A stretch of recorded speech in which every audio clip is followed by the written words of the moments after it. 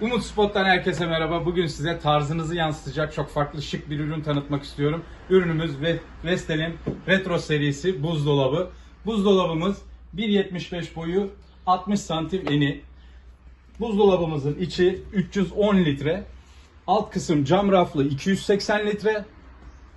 Üst kısmı 30 litre. Statik bir buzdolabı olduğu için ince bir karlanma yaparak soğutur.